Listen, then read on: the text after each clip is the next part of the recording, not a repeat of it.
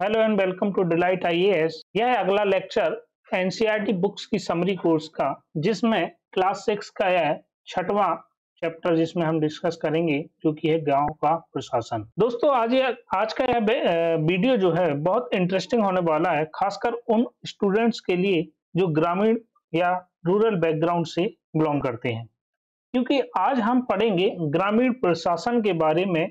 और इस वीडियो में हम मुख्यतः दो विभाग, जो कि पुलिस विभाग और राजस्व विभाग के जो अधिकारी होते हैं, उनके काम के बारे में भी पढ़ेंगे। ठीक है, तो आप लोगों को लेक्चर स्टार्ट करने से पहले, जैसा कि पता है, एक प्रश्न रहता है।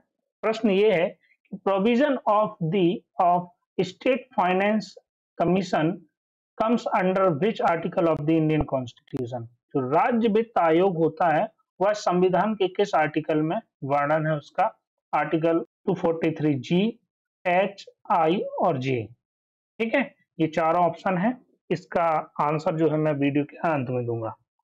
ठीक है, आगे बढ़ते हैं। दोस्तों, चैप्टर में जो है एक थोड़ा सा केस स्टडी टाइप से दिया हुआ है, जिसमें चैप्टर में कहा जाता है कि दो व्यक्ति हैं, मोहन और रघु नाम के। मोहन और रघु नाम के व्यक्ति हैं। इनकी गांव में जो है इस प्रकार से जमीन है आसपास में, तो बीच में जो है एक मेड़ है। एक दिन रघु क्या करता है, रघु जो है ये मेड़ को थोड़ा सा इधर शिफ्ट कर देता है। ये जो रघु की जो जमीन है ये बढ़ जाती है और मोहन की जमीन कम हो जाती है।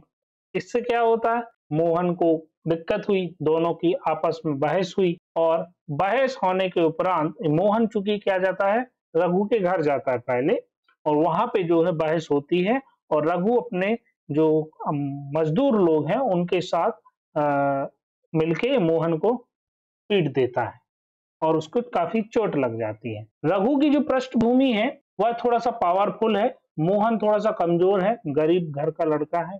ठीक है, अब मोहन के पास दोस्तों विकल्प क्या है? विकल्प मोहन के पास तीन विकल्प हैं। मोहन की पिटाई हो गई है, उसकी जमीन को कब्जा कर रहा है रघु, तो मोहन के पास तीन विकल्प होते हैं।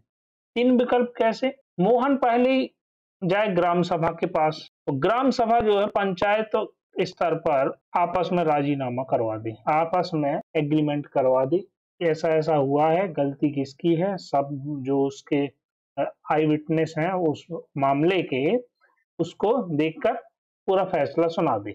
लेकिन ये कहीं ना कहीं आज के समय में पंचायत, कई बार आपने सुना होगा, पंचायत ने फलाना फैसला दिया, मीन्स की जो शादी से संबंधित जो लोग होते हैं, जैसे प्रेम विवाह जिसे करते हैं, तो उन लोगों के दलित वर्ग की लड़की है, वो अच्छे घर का लड़का है, वो जो है शादी करना चाहते हैं, इस प्रकार के केस में पंचायत अपना फैसला सुना देती है कोर्ट की तरह।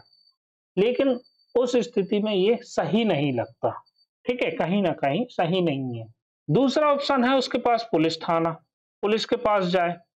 क्योंकि दोस्तों क्या होता है, किसी गांव के क्षेत्र में पुलिस जो होता है, पुलिस थाना, उसका एक अपना एरिया होता है, उसके अंदर एक से अधिक गांव भी आ जाते हैं। ठीक है, तो वह पुलिस थाना जा सकता है, उसका क्षेत्र होता है। पुलिस थाने में जाकर वह अधिकारी जो उसका एसएचओ होगा, स्टेशन हेड ऑफिसर, उसको बोलेगा रिपोर्ट, अपनी पूरा बयान देगा, ये हुआ है मेरे साथ, ऐसा मैं चाहता हूँ, और लिखित में जो है रिपोर्ट चाहेगा वो। ठीक है, तो स्थिति ये बनती है कि पहली बार में तो एसएचओ रिपोर्ट नहीं लिखता है, परंतु जब मोहन अपने साथ कुछ लोगों के लेके अंदर जाता है थाने में, तब जो है उनके दबाव में आकर जो है सही है रिपोर्ट लिख लेता है। ठीक है, और एसएचओ कहता है कि हम अगले दिन जो है जांच के लिए एक हवलदार को भेजेंगे, और इस तरह से मामला आगे बढ़ जाएगा और हो सकता है कि आगे जब जाए तो कोर्ट केस में भी उलझ जाए। ठीक है, तीसरा ऑप्शन क्या हो सकता है? तीसरा ऑप्शन हो सकता है कि वह राजस्व विभाग का जो अधिकारी होते हैं, यहाँ पर उसकी मदद कर सकते हैं। कैसे मदद कर सकते हैं? राजस्व विभाग में तहसीलदार वहां का हेड होगा, प्रमुख अधिकारी होता है, जो जाति प्रमाण पत्र और जमीन से जुड़े जो विवाद होते हैं उनके मामलों को सुनता है। ये प्रमुख अधिकारी है। ठीक, अब इनके काम देख लेते कि भाई किस तरह से काम करेंगे। पुलिस का तो अपन ने देख लिया कि काम वो किस तरह से करेंगे, तो पटवारी की क्या भूमिका होती है। प्रत्येक पटवारी जो होता है उसके अंतर्गत कुछ गांव होते हैं, एक से ज्यादा गांव हो सकते हैं, ठीक है।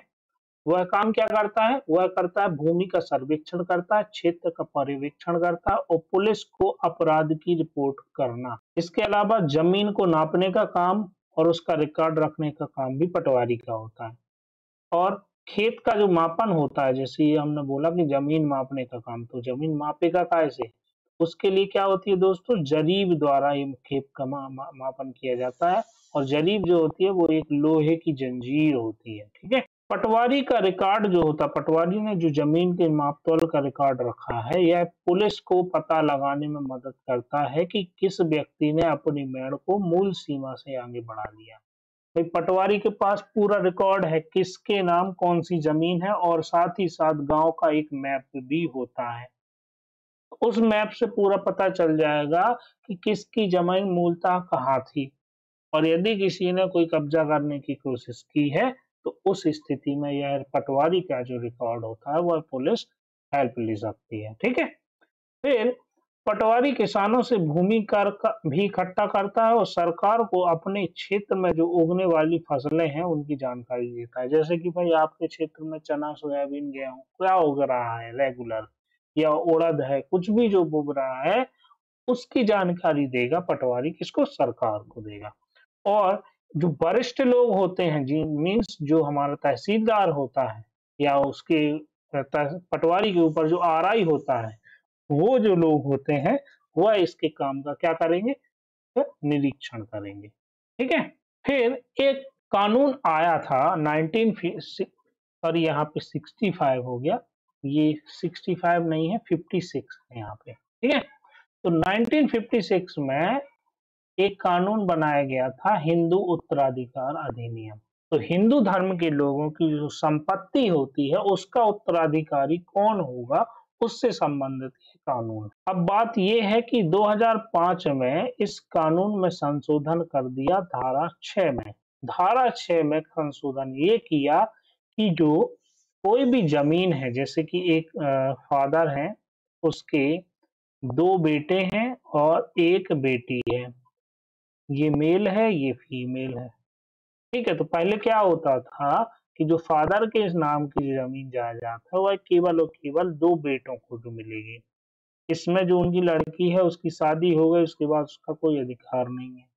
लेकिन यही संशोधन किया गया इसमें कि जितनी भी संतानें होंगी, चाहे वो लड़का हो चाहे वो लड़की हो, इस लिंग आधारित भेदभाव को समाप्त करने के लिए इसमें यह शामिल किया गया कि जो बेटा है और बेटी है कितने भी हों, उनकी संपत्ति में जो है सभी का बराबर बराबर अधिकार होगा। इससे क्या हुआ कि जो लिंग आधारित एक भेदभाव होता था वह समाप्त हो गया।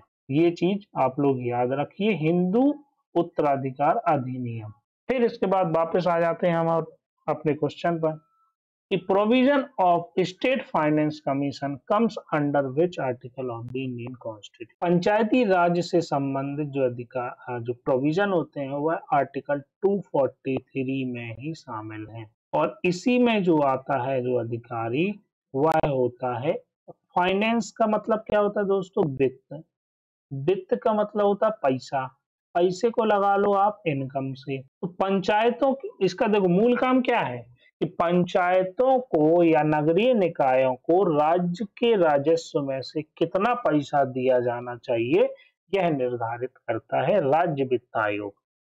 तो राज्य सरकार के पैसों का बंटवारा करेगा, एक तरह से ये फिक्स करता है या डिसाइड करता है कि पंचायत या नगरीय निकायों की इनकम कहाँ से कितनी आएगी। तो यहीं से आप एक ट्रिक बना सकते हैं कि जो पंचायतों की इनकम है वह निर्धारित कौन करेगा? राज्य वित्त आयोग। तो इनकम का आई ले लो और यहीं से आपका आंसर आ जाएगा आर्टिकल 243 आई। ये हमारा क्वेश्चन हो जाता है। यदि आप इस लेक्चर की पीडीएफ चाहते हैं तो आप डिलाइट आईएएस के टेलीग्राम चैनल से जुड़ सकते हैं, और आप यूट्यूब चैनल को भी सब्सक्राइब के शेयर और लाइक कर सकते हैं वीडियोस को, ठीक है। तो आज के लिए इतना ही। Thank you very much.